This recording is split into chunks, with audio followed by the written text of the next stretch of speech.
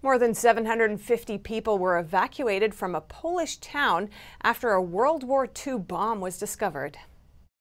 The biggest World War II bomb ever found in Poland exploded underwater as Navy divers tried to defuse it. All mine divers were outside the danger zone during the explosion. The tall boy bomb had been used by Britain's Royal Air Force. It contained over 5,000 pounds of explosives. A spokesman said the bomb is no longer a threat. The town where the bomb was found has a liquefied natural gas terminal, but luckily no one was injured and no infrastructure was damaged. The canal where the explosive detonated connects the Baltic Sea with the Oder River on Poland's border with Germany. The bomb was dropped by the British in 1945 in an attack on a German cruiser. Chinese leader Xi Jinping made a public appearance in southern China. Other top officials accompanied him, but none of them wore masks. Now Chinese netizens are raising questions about the visit. NTD's Tiffany Meyer brings us more. Now we turn to Chaozhou City in southern China's Guangdong province. That's where Chinese Communist Party head Xi Jinping made an appearance on Monday and Tuesday.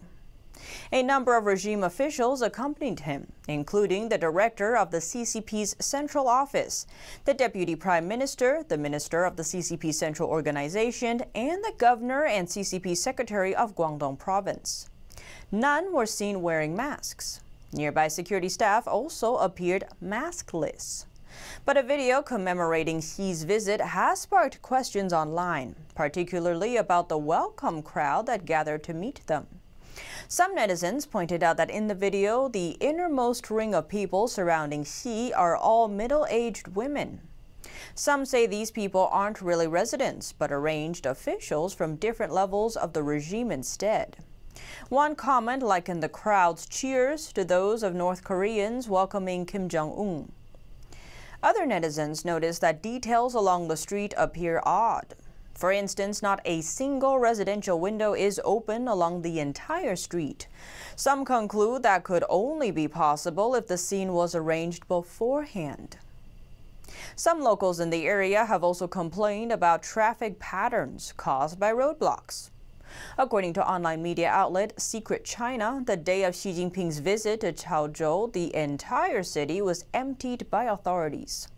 One netizen was questioned by police after posting his disapproval online. His comment was in reply to a WeChat post detailing Xi's visit. It's unknown if the man will face punishment. 2 men in Portland have been charged for a riot that took down the statues of 2 U.S. presidents. The police found one of the suspects driving a vehicle linked to the crime. 38-year-old Brandon Bartels from Washington State was charged with 1 count of criminal mischief in the first degree and 1 count of riot for allegedly damaging the statue of President Theodore Roosevelt.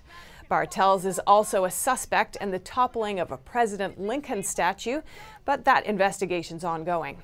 The other suspect, a 23-year-old Malik Muhammad, was charged with 1 count of unlawful possession of a firearm, 1 count of possession of a loaded firearm in public, 1 count of criminal mischief in the first degree, and 1 count of riot. Justin Bowen, 25, was also arrested for assault and unlawful use of pepper spray.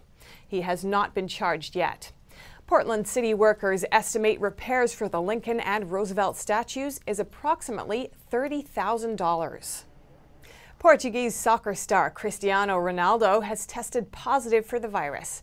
That's according to a Tuesday statement from Portugal's Football Federation. One of soccer's biggest and richest stars, Cristiano Ronaldo, has tested positive for COVID-19. Portugal's Football Federation said in a statement on its website Tuesday. The 35-year-old Juventus striker is, quote, well and has no symptoms and is in isolation, according to the federation. But he'll miss Wednesday's UEFA Nations League game against Sweden. It added that the rest of the Portuguese squad had undergone tests as a result of Ronaldo's positive result, but that they had all tested negative and would be available for the Sweden match. 5 times World Player of the Year, Ronaldo appeared in his side's 0-0 away draw to France in the Nations League on Sunday and Wednesday's 0-0 draw in a friendly at home to Spain.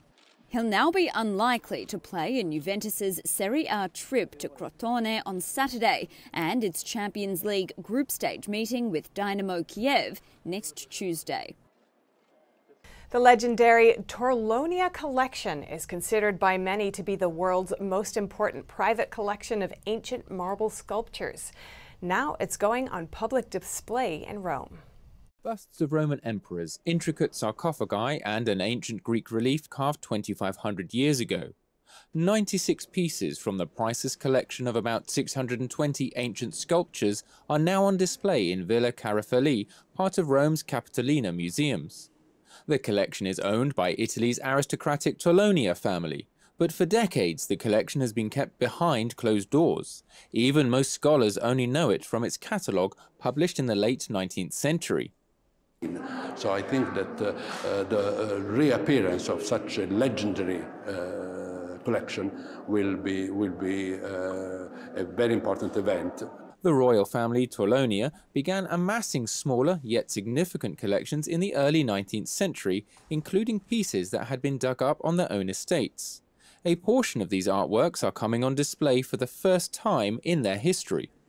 We have chosen these pieces because they lend themselves to narrate not just the pieces themselves, but the formation of the Torlonia Museum as a collection of collections.